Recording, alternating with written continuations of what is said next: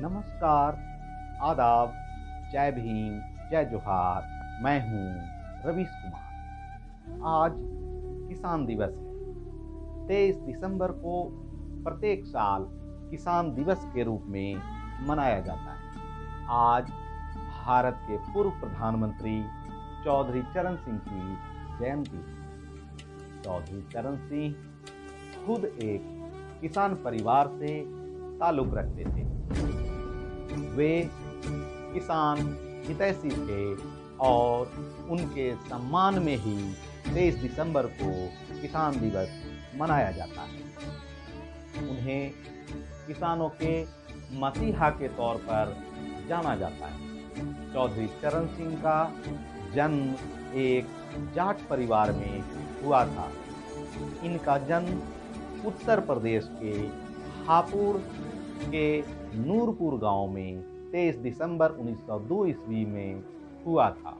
इनके जन्म के 6 वर्ष बाद इनके पिता चौधरी मीर सिंह का परिवार नूरपुर से धूपगढ़ी आकर बस गए। यहीं के परिवेश में इनके हृदय में गांव गरीब किसान के शोषण के खिलाफ संघर्ष का बीजारोपण हुआ। कांग्रेस के लाहौर अधिवेशन 1929 में पूर्ण स्वराज के उद्घोष से प्रभावित होकर स्वाधीनता संग्राम में कूद पड़े। गांधी जी के आह्वान पर उन्होंने गाजियाबाद की सीमा पर बहने वाली हिंडन नदी पर नमक बनाया। नमक कानून तोड़ने के जुर्म में इन्हें 6 महीने की सजा हुई। व्यक्तिगत सत्याग्रह में भी वे जेल गए। अगस्त क्रांति में चौधरी चरण सिंह ने भूमिगत होकर गुप्त क्रांतिकारी संगठन तैयार किया। मेरठ प्रशासन ने चौधरी चरण सिंह को देखते ही गोली मारने का आदेश दे रखा था। आखिर उन्हें फिर से गिरफ्तार कर लिया गया और उन्हें राजबंदी के रूप में 1.5 वर्ष की सजा हुई। चौधरी चरण सिंह किसानों के नेता माने जाते रहे हैं। चौधरी चरण सिंह जिन्होंने अपने संपूर्ण जीवन काल में देश के दलितों, पिछड़ों, गरीबों और किसानों की बेहतरी के लिए संघर्ष किया। उन्होंने राजनीति में इन्हें हिस्सेदार बनाया। चौधरी चरण सिंह ने 1937 में प्रथम बार बागपत गाजियाबाद क्षेत्र से प्रांतीय सभा में चुने जाने के बाद लैंड यूटिलाइजेशन बिल को पास कराने की चेष्टा की। किसान हितैषी इस बिल को अंग्रेजी हुकूमत ने रखने ही नहीं दिया। चौधरी चरण सिंह ने हिम्मत नहीं हारी। उन्होंने प्रांतीय सभा में एक ऋण निर्वोचन विधेयक रखा। उसके लिए उन्होंने अकाट्य तर्क प्रस्तुत किए। ऋण निर्वोचन विधेयक प्रांतीय सभा में पास हो गया तथा किसान ऋण मुक्त हो गए और उनके घर खेत नीलाम होने से बच गए। चौधरी चरण सिंह का कृषि विपणन पर लिखा लेख हिंदुस्तान टाइम्स में 31 मार्च और 1 अप्रैल 1938 को छपा। ऐसा माना जाता है कि इन लेखों को ही पढ़कर सर छोटू राम ने मंडी समिति एक्ट को पंजाब में पारित किया था।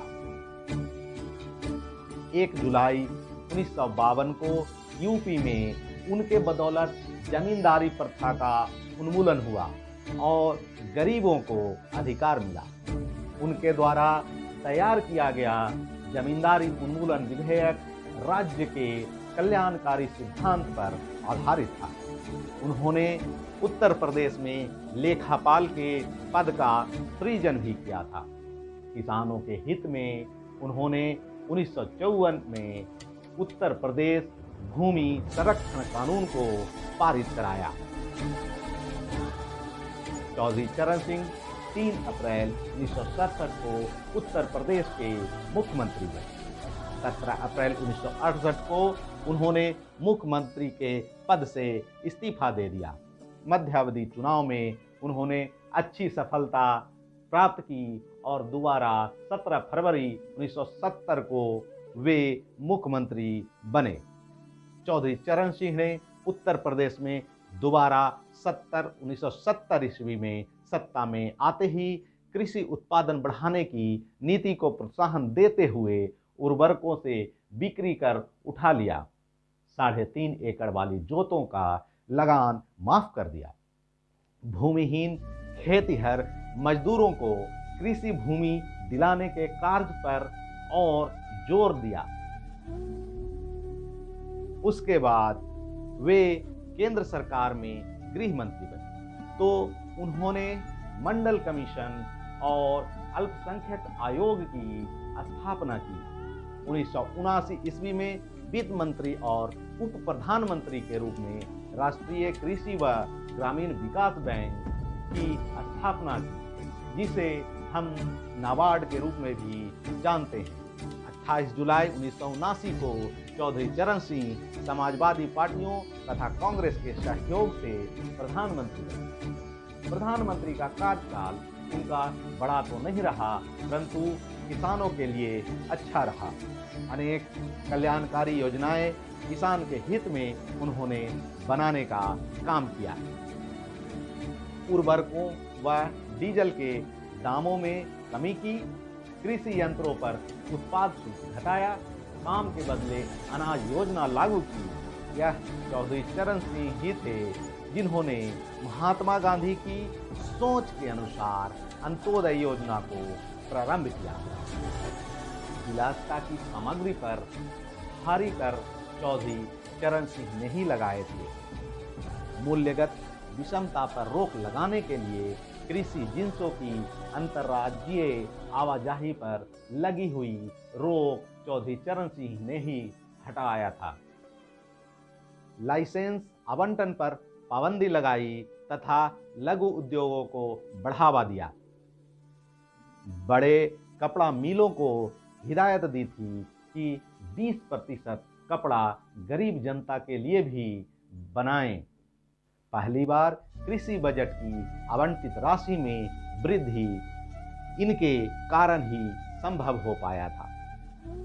प्रधानमंत्री पद पर अल्प समय में ही ग्रामीण पुनरुत्थान मंत्रालय की स्थापना चौधरी चरण सिंह जी ही ने की थी, जो इस समय ग्रामीण विकास मंत्रालय के नाम से जाना जाता है। चौधरी चरण सिंह जिन्होंने अपने संपूर्ण जीवन काल में देश के दलितों, पिछड़ों, गरीबों और किसानों की बेहतरी के लिए संघर्ष किया। उन्होंने राजनीति में इन्हें हिस्सेदार बनाया। उनका व्यक्तित्व राजनीतिक सामाजिक जीवन जी रहे लोगों के लिए अनुकरणीय है। आज किसान दिवस है, लेकिन 26-27 दिन से किसान सड़क पर आंदोलन कर रहे हैं, परंतु सरकार सुनने को तैयार नहीं है। ये पहली बार है कि किसानों को कुछ मांगने के लिए नहीं, बल्कि सरकार द्वारा दिए गए कानून को वापस करने के लिए आंदोलन करना पड़ रहा है। एक बात बताइए, जब किसानों के लिए कानून बनाना था तो पहले किसान संगठनों से बात करना चाहिए था। अध्यादेश के जरिए लाने की आपकी क्या आवश्यकता थी? आवश्यक वस्तु अधिनियम 1955 के अनुसार वस्तुओं के भंडारण पर रोक लगाई गई थी, उसे भी इस कानून के जरिए खत्म किया जा रहा है। इससे किसानों को क्या फायदा होगा? इससे तो और जमाखोरी बढ़ने की संभावना होगी। फसलों के दाम को कारपोरेट घराने अपने हिसाब से नियंत्रित करने लगेंगे। अगर मंडी व्यवस्था खत्म होने से किसान को फायदा मिलता तो बिहार में 2006 ईस्वी में मंडी व्यवस्था खत्म कर दी गई थी। अब तक बिहार के किसान की आय बढ़ जानी चाहिए थी। क्या ऐसा हुआ? बल्कि इसके उलट बिहार से पलायन बढ़ गई। वर्ष 2006 ईस्वी में जब बिहार सरकार ने एपीएमसी अधिनियम को खत्म किया था, तब इसे कृषि क्षेत्र के लिए एक बड़ा सुधारवादी कदम बताया जा रहा था। लेकिन राज्य में किसान उपज की सही कीमत के लिए जूझ रहे हैं। ये आज की हकीकत है। राज्य में न्यूनतम समर्थन मूल्य पर खरीद न के बराबर है। देश की राजधानी में जुटे किसानों की सबसे बड़ी मांग एमएसपी को लेकर कानून बनाने की ही तो है। बिहार में इस साल धान की कीमत यही कुछ 900 से 1200 रुपये क्विंटल के आसपास है, जबकि धान की एमएसपी केंद्र सरकार ने ग्रेड ए के लिए 1888 रुपये प्रति क्विंटल और अन्य के लिए 1868 रुपये प्रति क्विंटल तय किया है। बिहार में हर साल लगभग 80 लाख टन धान की पैदावार होती है, लेकिन मुश्किल से लगभग 20% की ही सरकारी खरीद हो पाती है, क्योंकि वहाँ मंडी का अधिनियम तो 2006 में ही खत्म कर दिया गया था। जो बिचौलिए होते हैं, जो आढ़तिया होते हैं, वो 900 से 1200 रुपये पर धान की खरीद करते हैं। उनमें से बहुत से आढ़तिया अपने धान को पंजाब के मंडी में एजेंट के माध्यम से एमएसपी पर बिक्री करते हैं और अपना मुनाफा कमाते हैं। अब अगर पंजाब और हरियाणा के किसान की वहाँ की मंडी को ही कारपोरेट घराने के हवाले कर दिया जाएगा, या कारपोरेट घराने के इस क्षेत्र में आ जाने के बाद मंडी को खत्म करने की शंका किसान व्यक्त कर रहे हैं। अगर ऐसी व्यवस्था हो गई, या जो कारपोरेट घराने हैं वे इस क्षेत्र में आने के बाद मंडी को खत्म करने की स्थिति में हो गए, या धीरे धीरे मंडियां खत्म हो गई, तो बाकी जगह के किसान भी बिहार के किसान के जैसे ही 900 से 1200 रुपये पर धान बेचने को मजबूर होंगे। इसीलिए इस कानून में जो शंकाएं किसान की ओर से रखी जा रही है, उन शंकाओं को सरकार को जरूर दूर करना चाहिए। आपको खाने की थाली में जो भोजन मिलता है ना, उस भोजन को गौर से देखिएगा और कल्पना कीजिएगा उसे उपजाने में किसान को कितना मेहनत लगा होगा। उस अन्न को उपजाने में किसान दिन रात एक करते हैं, क्या दिन और क्या रात। अपनी सारी जमा पूंजी को लगाने के बाद फसल को 3-4 महीने खुले आसमान में छोड़ना पड़ता है। अगर ओले गिर गए तो सारी पूंजी खत्म हो जाती है।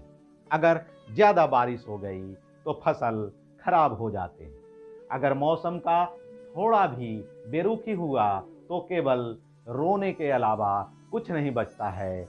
इसीलिए किसान आज आंदोलन करने को मजबूर हैं। किसान से बड़ा कोई जुआरी नहीं होता। फिर भी उपज का सही दाम न मिले तो किसान आखिर क्या करें? आप ही तय करें। आप ही पर मैं छोड़े जा रहा हूं। आज किसान दिवस के मौके पर आपको किसान दिवस की हार्दिक शुभकामनाएं प्रेषित करता हूं और भारत के किसान के मसीहा कहे जाने वाले पूर्व प्रधानमंत्री चौधरी चरण सिंह की जयंती पर उन्हें सत नमन करता हूं। और मैं उन किसानों को भी नमन करता हूं जो अपने हक और हुकूक की लड़ाई के लिए, अपने अधिकारों के लिए 26 नवंबर से लगातार सड़कों पर इस कड़कड़ाती ठंड में भी डटे हुए हैं। मैं उनको भी नमन करता हूं। जय जवान, जय किसान, जय संविधान।